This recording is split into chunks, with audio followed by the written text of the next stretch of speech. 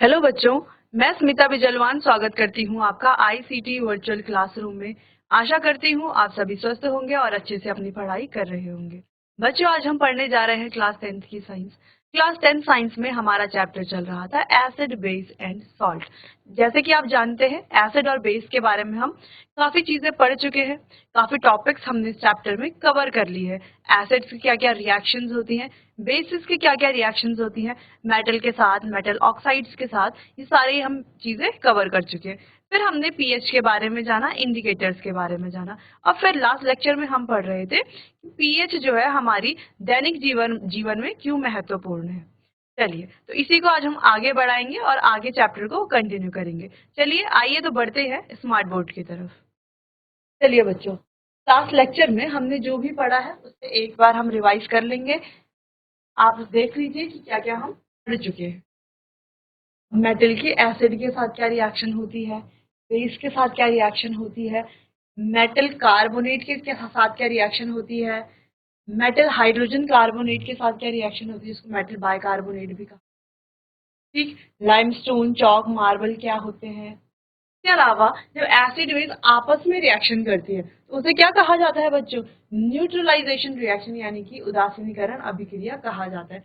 इसको हमने बहुत अच्छे से डिस्कस किया था कि जब एसिड और बेस मिलते हैं तो सॉल्ट और वाटर फॉर्मेशन होता है।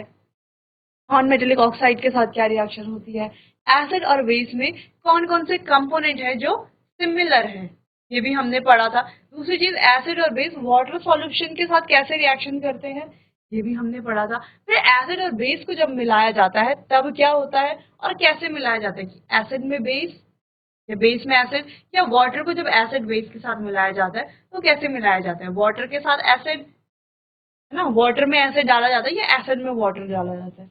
ये हम अच्छे से डिस्कस कर चुके थे बच्चों।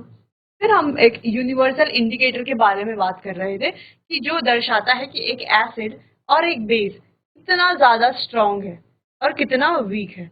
स्ट्रांग है तो क्यों है, क्योंकि वो ज्यादा H पॉजिटिव आयन देता है। जो ज्यादा H पॉजिटिव आयन देता है वो ज्यादा स्ट्रांग होता है, और जो कम H पॉजिटिव आयन देता है वो उतना ज्यादा स्ट्रांग नहीं होता। वो क्या होता है, हमारा वीक एसिड होता है। वैसे ही जो ज्यादा OH नेगेटिव आयन प्रोड्यूस करता है वो हमारा स्ट्रांग बेस होता है, और जो कम OH आयन प्रोड्यूस करता है वो हमारा वीक बेस होता है। ठीक, सिंपल। चलिए, तो यहाँ तक तो हमने काफी अच्छे से पढ़ लिया था और एक बार रिवीजन भी कर लिया। अब बात करते हैं कि पीएच की हमारे एवरीडे लाइफ में क्या इंपॉर्टेंस है, यानी कि हमारे दैनिक जीवन में पीएच का क्या, क्यों इतना महत्वपूर्ण है। अब हम जानते हैं जैसे कि हमारा शरीर है, जितने भी बॉडी पार्ट्स है उनका अलग अलग पीएच लेवल होता है। जैसे कि हमारी बॉडी जो है, ह्यूमन बॉडी, वो वर्क करती है 7 से 7.8 के पीएच के बीच में।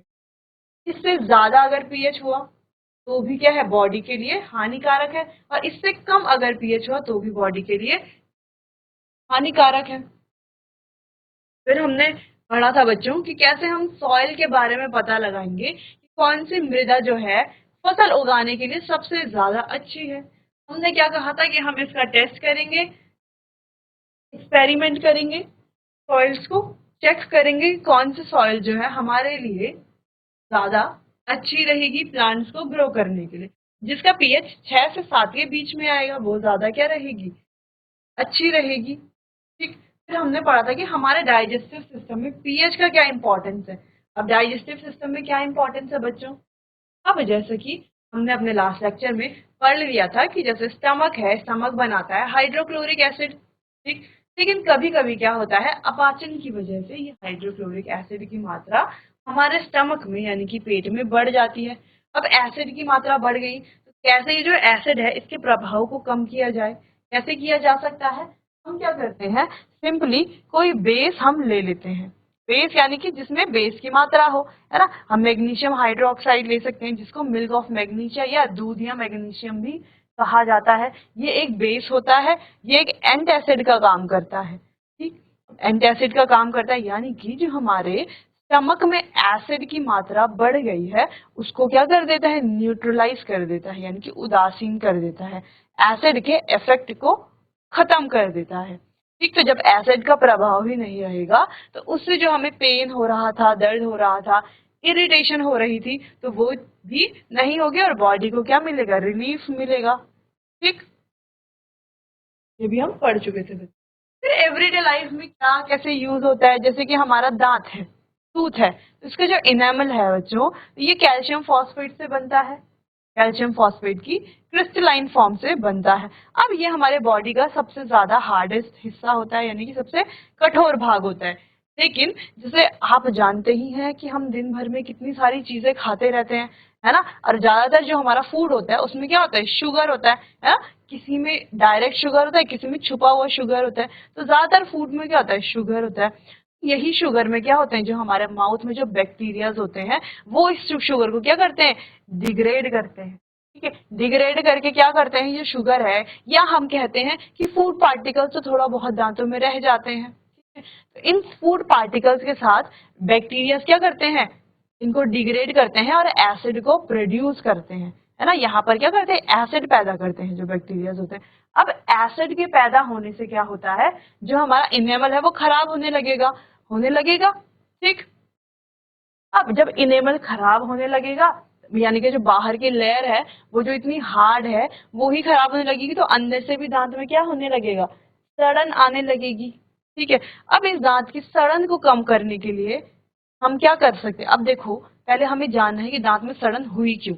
जब हमें क्यों पता होगा कि क्यों कोई चीज हो रही है, तभी तो हम उसका उपचार भी कर पाएंगे। अगर हमें बीमारी ही नहीं पता तो हम उसकी दवाई कैसे लेंगे, है ना। तो हमें क्या करना है, सबसे पहले ये सड़न हुई क्यों, बैक्टीरिया की वजह से। लेकिन बैक्टीरिया की वजह से क्या, बैक्टीरिया ने एसिड प्रोड्यूस किया दांतों में। ठीक है, दांतों में अम्ल प्रोड्यूस किया, अम्ल फॉर्म किया, अम्ल प्रोड्यूस किया। ठीक, अब या दांतों में अम्ल है, इस वजह से दांत में क्या आ रही है, सड़न आ रही है। तो हम क्या करते हैं, कोई बेस ले लेते हैं। अब कोई टूथपेस्ट ही है, ठीक है, जिसमें क्या है, बेस प्रेजेंट है, उससे अगर हम अपने टीथ को ब्रश करते हैं तो टूथ डिके का खतरा खत्म हो जाता है। ठीक, और जो है हमारे दांत सड़न से भी बच जाते हैं। ठीक, तो ये भी एसिड और बेस से रिलेटेड ही तो था। यहाँ पर भी तो पीएच ने इतना इंपॉर्टेंट रोल प्ले किया कि जब पीएच यहाँ पर लिखा 5.5 से कम हुआ, है ना, पीएच 5.5 से कम हो यानी कि ज्यादा एसिडिक हो गया। ठीक, जिस वजह से हमारा जो इनेमल है वो कोरोड होने लग गया। अब इनेमल कोरोड होने लग गया तो हम क्या करेंगे, अब यहाँ पर कोई बेस लेकर के तो न्यूट्रलाइज कर सकते हैं।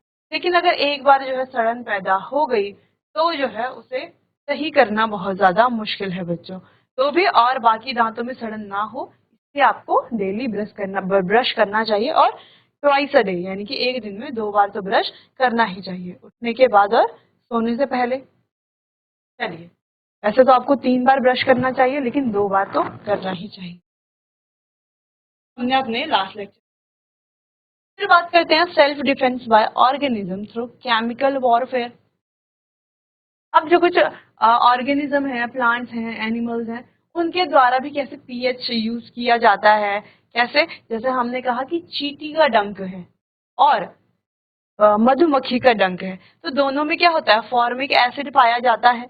अब ये फॉर्मिक एसिड से क्या होता है बच्चों, जब कोई चींटी या मधुमक्खी हमें हमारी त्वचा पर काटती है, ठीक, तो वहां पर क्या रिलीज करती है, क्या इंजेक्ट करती है, फॉर्मिक एसिड हमारी त्वचा पर डालती है, हमारी स्किन पर डालती है, जिससे हमें क्या होता है, दर्द होने लगता है, इरिटेशन होने लगती है, सूजन आने लगती है। तो हम क्या करते हैं, अब देखो बच्चों, चींटी है या मधुमक्खी है, क्या डाला इन्होंने हमारे शरीर में या हमारे स्किन पर, फॉर्मिक एसिड डाला है। ठीक, जिस वजह से हमें दर्द हो रहा है, इरिटेशन हो रही है।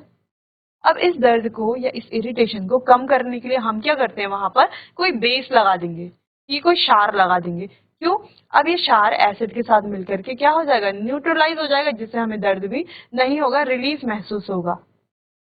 सेम वैसा ही एक प्लांट है नेटल लीव्स। अब नेटल लीव्स भी क्या करता है, जब हम गलती से इसको अगर टच कर दें तो इसमें क्या होते हैं, कांटे होते हैं, जिससे कि ये क्या करता है, मेथनोइक एसिड, जो फॉर्मिक एसिड ही है, हमारी बॉडी में इंजेक्ट करता है। ठीक है, जिस वजह से हमें बर्निंग पेन, यानी कि जलन जैसा दर्द महसूस होने लगता है। तो हम क्या करते हैं, इस पर डॉग प्लांट की पत्तियों को रगड़ लेते हैं, क्योंकि ये क्या होता है, बेसिक नेचर का होता है, जिस वजह से एसिड और बेस मिलकर के न्यूट्रलाइज कर देते हैं इफेक्ट को। ठीक, चलिए, यहाँ तक तो हमने कर लिया है रिवीजन, ये पढ़ लिया था हमने अपने प्रीवियस लेक्चर में। अब आगे बढ़ते हैं। चलिए, तो यहाँ पर है importance of pH in everyday life, जो कि हमारा टॉपिक चल ही रहा है कि पीएच का क्या इम्पोर्टेंस है एवरीडे लाइफ में। जैसे कि नेचुरल सोर्स है जहाँ से हमें एसिड मिलता है, जैसे कि बच्चों विनेगर है, इससे हमें एसिटिक एसिड मिलता है। ऑरेंज है सिट्रिक एसिड। टैमरिंड यानी कि इमली है, इमली से हमें क्या मिलता है बच्चों, टार्ट्रिक एसिड। टोमेटो यानी कि टमाटर। विनेगर यानी कि सिरका। ऑरेंज तो सबको पता है संतरा। और सार मिल्क यानी कि खट्टा दही। ठीक, अभी जो सार मिल्क है लैक्टिक एसिड। लेमन यानी कि नींबू से सिट्रिक एसिड। एंड स्टिंग और निटल स्टिंग है ना, चींटी के डंक से। और जो निटल स्टिंग जो अभी हमने पीछे प्लांट के बारे में पढ़ा था, निटिल प्लांट, इन दोनों से ही हमें क्या मिलता है, एथेनोइक एसिड, या इसे फॉर्मिक एसिड भी कहा जाता है बच्चों, फॉर्मिक एसिड। का फॉर्मूला होता है HCOOH। इसके फॉर्मूले को किस तरीके से लिखा जाता है, HCOOH तरीके से भी हम इसे लिख सकते हैं। चलिए, तो कुछ एक फैक्ट यहाँ पर लिखा हुआ है, important point. Acid in other planet. तो हमारे प्लैनेट जो अर्थ है, अर्थ में तो एसिड है ही, अलग अलग प्रकार की एसिड है। अदर प्लैनेट्स जैसे कि द एटमॉस्फेयर ऑफ वीनस, तो वीनस हमारा एक प्लैनेट है, उसका जो एटमॉस्फेयर है is made up of thick white and yellowish cloud. इसका जो एटमॉस्फेयर है, जैसे कि आप देख पा रहे हो, ये रहा हमारा वीनस। अब वीनस का ये जो क्या है, एटमॉस्फेयर है, जो आपको इमेज में दिखाई दे रहा है, तो कैसा दिखाई दे रहा है, व्हाइट एंड येलोइश क्लाउड यहाँ पर दिखाई दे रहे हैं बादल, जो कैसे हैं, सफेद और येलो कलर के हैं। ये क्या शो करता है कि यहाँ पर क्या प्रेजेंट है, सल्फ्यूरिक एसिड प्रेजेंट है बच्चों। क्या प्रेजेंट है, सल्फ्यूरिक एसिड प्रेजेंट है। तो ये कुछ नेचुरल सोर्सेज से जिनसे हमें एसिड मिलती है, ठीक है, जिनमें हमें जो है नेचुरली अकरिंग एसिड देखने को मिलती है। तो ये आप अपनी कॉपी में नोट कर लीजिए बच्चों, फिर आगे हम बढ़ेंगे। चलिए बच्चों, अब बात करते हैं सॉल्ट के बारे में, यानी कि जो हमारा नमक है या हम कहते हैं लवण है। चलिए, तो सॉल्ट, अब सॉल्ट होते क्या है। अब जैसे कि हमने चैप्टर में पढ़ा है बच्चों कि सॉल्ट हमें कैसे मिलते हैं, ज्यादातर एसिड और बेस की रिएक्शन जब होती है, आपस में होती है या किसी मेटल के साथ होती है, तब हमें जो है कई जगहों पर सॉल्ट देखने को मिलता है। हम करते थे ना अभी तक, एसिड, कोई भी एसिड है वो बेस के साथ रिएक्शन कर रही है, तो हमें क्या मिलता है, सॉल्ट मिलता है। अलग अलग तरह के सॉल्ट मिलते हैं। अब एसिड और बेस की रिएक्शन बच्चों, हमने अभी तक तो सिंपल एक रिएक्शन पढ़ी कि HCl रिएक्ट करेगा NaOH के साथ, बनाएगा NaCl, सोडियम क्लोराइड। ठीक, लेकिन बच्चों सॉल्ट भी हमारे पास अलग अलग प्रकार के होते हैं। ठीक, अब वो डिपेंड करता है कैसे बने हैं। अगर एक स्ट्रॉन्ग एसिड और स्ट्रॉन्ग बेस मिलता है तो सॉल्ट बनता है। अगर एक स्ट्रॉन्ग एसिड और वीक बेस मिलता है, या फिर हम कहें कि वीक एसिड और स्ट्रॉन्ग बेस मिल रहा है, तो अलग अलग सॉल्ट हमें देखने को मिलते हैं। ठीक, चलिए अब पढ़ते हैं। सॉल्ट हैविंग पॉजिटिव और salts having same positive और negative radicals belong to a family। ये भी क्या है, एक फैमिली से बिलोंग करते हैं, जैसे कि जिनके रेडिकल सेम होते हैं, जैसे कि NaCl Na2SO4 belong to a family of sodium salt. ये सोडियम सॉल्ट की फैमिली से बिलोंग करते हैं। अब जैसे NaCl और KCl है, ये दोनों क्लोराइड सॉल्ट से फैमिली, जो फैमिली है क्लोराइड सॉल्ट, वहां से बिलोंग करते हैं। ठीक, यानी कि जिन सॉल्ट के सेम पॉजिटिव या सेम नेगेटिव रेडिकल्स होते हैं वो बिलोंग करते हैं एक फैमिली से। जैसे हमने NaCl Na2SO4 देखा, तो दोनों में सोडियम सोडियम रेडिकल क्या है, सेम है, तो क्या कह रहे हैं हम इसे, सोडियम सॉल्ट कह रहे हैं। एक में, दोनों में क्या है, बाकी के जो NaCl और KCl, तो दोनों में क्लोरीन क्लोरीन क्या है, कॉमन है, तो हम क्या कह रहे हैं कि ये बिलोंग करता है क्लोराइड सॉल्ट से। ठीक, चलिए, तो कुछ सॉल्ट यहाँ पर लिखे गए हैं और उनके केमिकल फॉर्मूले लिखे हुए हैं, और लिखा हुआ है कि कौन सा एसिड और कौन सा बेस के साथ रिएक्शन करके ये बनते हैं। अब लिखा है पोटेशियम सल्फेट, K2SO4 पहला, पोटेशियम सल्फेट। अब ये बन रहा है H2SO4 सल्फ्यूरिक एसिड के साथ और KOH के साथ, पोटेशियम हाइड्रोक्साइड। अब सोडियम सल्फेट, ये बन रहा है H2SO4 और सोडियम हाइड्रोक्साइड के साथ मिलकर के। फिर हमारा है कैल्शियम सल्फेट, ये बन रहा है सल्फ्यूरिक एसिड H2SO4 और कैल्शियम कार्बोनेट के साथ मिलकर के, सिंपल।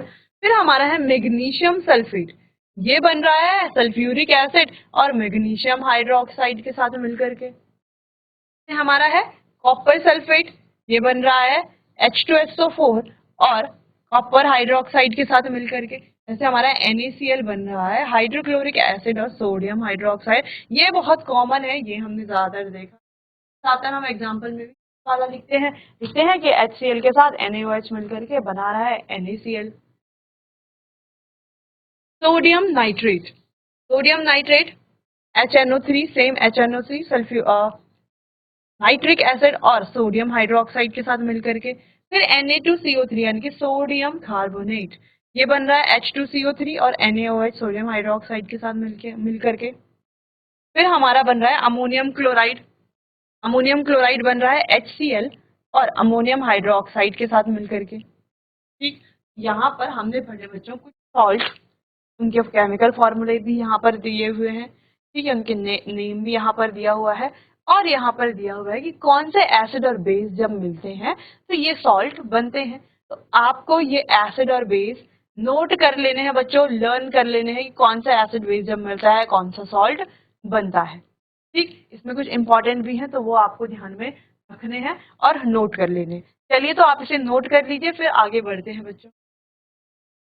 चलिए, तो यहाँ पर सॉल्ट के बारे में काफी चीजें आपको समझ में आ गई होंगी कि सॉल्ट बनता कैसे, एसिड और बेस जब मिलते हैं। दूसरी चीज, हमने कई सारे सॉल्ट के बारे में पढ़ा और कौन सा एसिड और कौन सा बेस मिलकर के जो है ये सॉल्ट बनते हैं, ये भी हमने पढ़ लिया बच्चों। आपको बस सिंपल ये चीजें याद कर लेनी है अच्छे से और समझ लेनी है।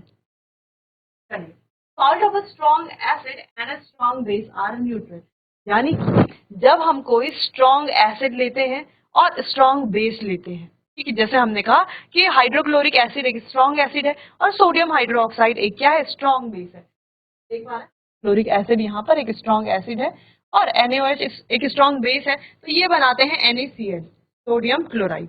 ठीक, जिसका पीएच क्या होता है, 7 होता है। यानी कि बच्चों, जो स्ट्रॉन्ग एसिड और स्ट्रॉन्ग बेस होते हैं उनके जो सॉल्ट होते हैं वो क्या होते हैं, न्यूट्रल होते हैं। क्या होते हैं, न्यूट्रल होते हैं। अब बात करते हैं salt of strong acid and weak base. अगर एसिड हमारी स्ट्रॉन्ग है और बेस क्या है बच्चों, वीक है, ठीक है, स्ट्रॉन्ग एसिड है और वीक बेस है, तो जो हमारा सॉल्ट बनेगा वो कैसा होगा, थोड़ा एसिडिक होगा। उसका पीएच क्या होगा बच्चों, 7 से कम होगा, लेस देन 7। ठीक है, उसका पीएच क्या होगा, 7 से कम होगा, इसलिए वो एसिडिक होगा। अब बात करते हैं salt of a strong base. Strong base है और वीक एसिड है। अब बेस स्ट्रॉन्ग है, वीक है एसिड, तो ये कैसे होगा, नेचर में बेसिक होगा। देखो सिंपल सी बात, एसिड अगर हम स्ट्रॉन्ग यूज कर रहे हैं और बेस वीक है, लेकिन एसिड क्या है, स्ट्रॉन्ग है, तो नेचर कैसा होगा, एसिडिक होगा। और अगर हम स्ट्रॉन्ग बेस यूज कर रहे हैं तो जो सॉल्ट बनेगा उसका नेचर कैसा होगा, बेसिक होगा।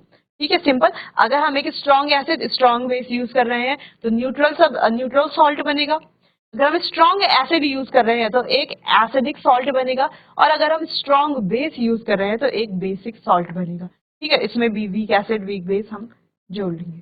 ठीक, सिंपल। तो जो बेसिक बन रहा है तो उसमें क्या होगा, 7 से ज्यादा होगा, मोर देन 7 होगा पीएच, इसीलिए तो बेसिक होगा। हमने पीएच स्केल क्या पढ़ा था कि 0 से लेके 7 तक क्या होते हैं हमारे, एसिडिक, यानी कि 7 से नीचे वाले सारे कितने होते हैं, एसिडिक।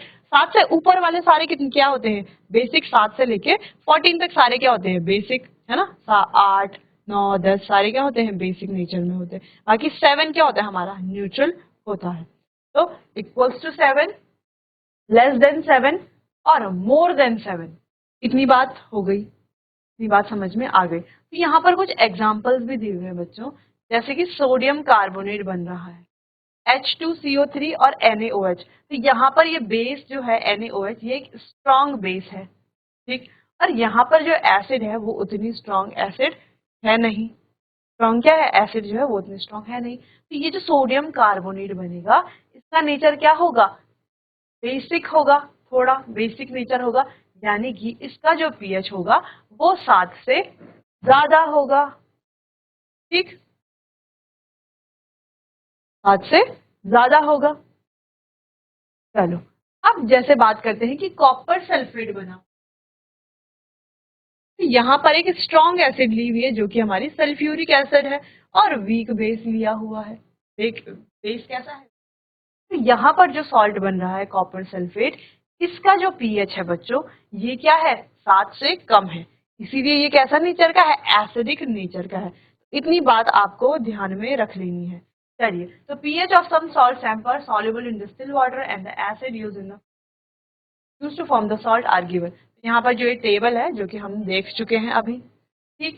चलिए, यहाँ पर कुछ न्यूट्रल सॉल्ट है जिनका, ये न्यूट्रल क्यों है? क्योंकि यहाँ पर एसिड और बेस क्या है? दोनों ही स्ट्रॉन्ग है, ठीक।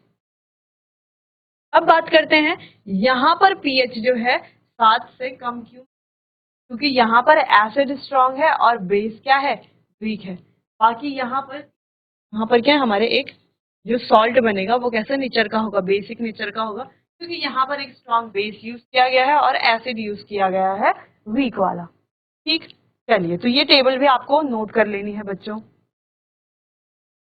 तो बच्चों, आज हमने एसिड बेस के बारे में पढ़ा, साथ ही हमने पीएच का हमारे दैनिक जीवन पर क्या प्रभाव है इसका हमने अच्छे से रिवीजन किया, और हमने स्टार्ट किया सॉल्ट्स के बारे में कि कौन से हमारे सॉल्ट होते हैं, सॉल्ट बनते कैसे हैं, कौन से सॉल्ट हमारे न्यूट्रल होते हैं थोड़ा बहुत, कुछ सॉल्ट हमारे एसिडिक होते हैं, कुछ सॉल्ट हमारे बेसिक होते हैं। तो ऐसा क्यों होता है ये हम अच्छे से पढ़ चुके हैं। बाकी का चैप्टर कंटिन्यू करेंगे बच्चों हम अपने आने वाले अगले सेशन में। तब तक के लिए आपका बहुत बहुत धन्यवाद।